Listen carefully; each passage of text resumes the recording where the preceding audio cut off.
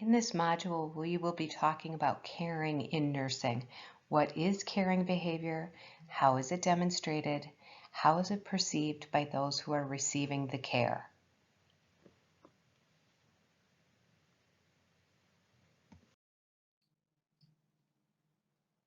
Caring relationships can take on a number of different forms that we will see. You probably saw those in the community when you went and did your observations, or maybe you have experienced this in your own life. Compassionate caring relationships are those that are based on one person who is giving care to another person in need. The caregiver is able to exhibit empathy for the person that they are caring for.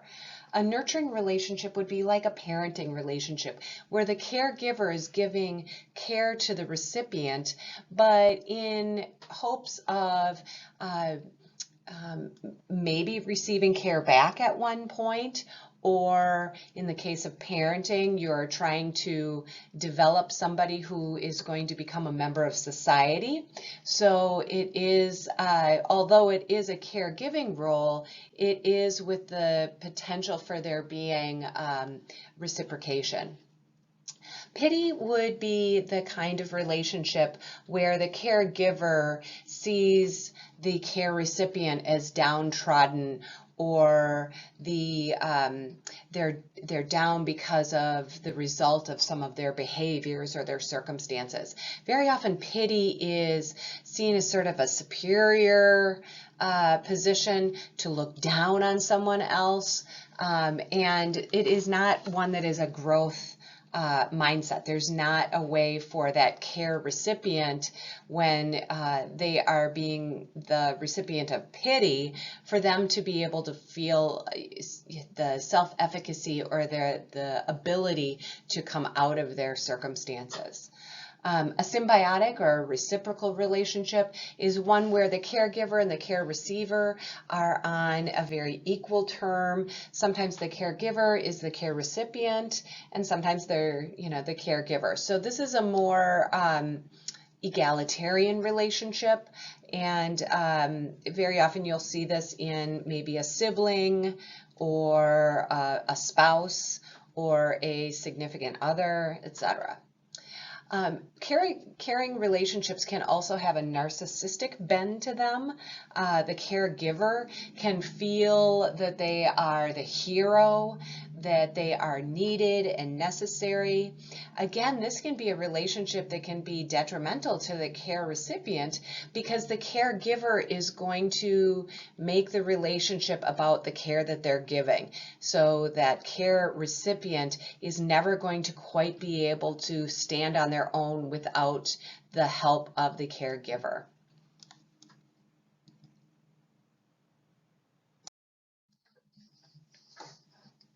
Caring in nursing is seen in a number of different ways. Servant leadership is a term that actually you will hear again when we talk about Jesuit, but it is the idea of leading and caring for another by way of humility, and by seeing the gifts and the values that that person brings to the relationship. So it is not necessarily going to another and saying, I know how to fix you, but it is going to another and saying, how can I help you with your gifts to bring you forward? Cura personalis is another term that you'll hear when we talk about Jesuit. Cura personalis is the idea of caring for the whole individual. So again, when we look at health and health care, oftentimes we will be healing from an illness or a trauma, but cura personalis looks at the whole person. What about this person could have impacted their health, could have impacted their behavior? And so we will be talking about this again as the semester progresses. Jean Watson is a nurse theorist. She has created the grand theory of human caring. Human caring is a very large theory that is created and composed of the 10 caritas, which are the core values of the theory. You can see those off to the right of the slide. You will probably hear more about Gene Watson's theory as you progress along in your program, so we won't go into it too much right now.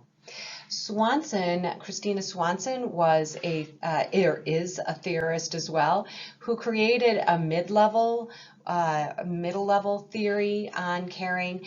This is a way to bring it's an application of a grand theory, such as Watson's, to practice. So hers is a little bit more applicable to the day-to-day nursing care. As you may already be aware of, and you will learn more about as your program progresses, there are a number of different roles that the nurse can possess. Some of these are going to have more obvious demonstrations of caring, such as the registered nurse in a hospital who will provide hands-on care for a patient, but even some of the other roles that may not be as one-on-one will also be demonstrating care. The nurse practitioner, for instance, is going to have a long-term historical relationship with that patient, and they can provide care and demonstrate care by understanding and learning more about the experiences of the patient and how that impacts them as they progress along in their health. Even the public health nurse, perhaps working within a community, will be demonstrating caring behavior by taking data and policies and resources and bringing it to the community so that that community can flourish. And lastly, the nurse faculty, who very often, instead of caring for patients, may be caring for students. And again, the caring behavior is demonstrated in a way to bring students forward as they are progressing along through their program. This is the American Nurses Association definition of what nursing is.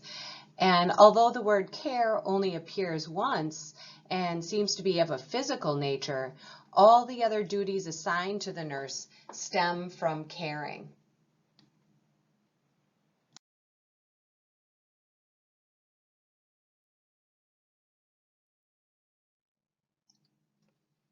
As you are watching the American Nurse documentary, notice where you see caring behavior. Each one of these nurses is very unique in the setting in which they provide their care, and each one provides it in a different, unique way. Also look and see what brought these nurses to the profession. Most people say that they came to the profession of nursing because they wanted to care. How was this exhibited? And also pay attention to how these nurses find fulfillment in their profession. It is very important to be fulfilled in the profession itself in order for you to be able to provide care.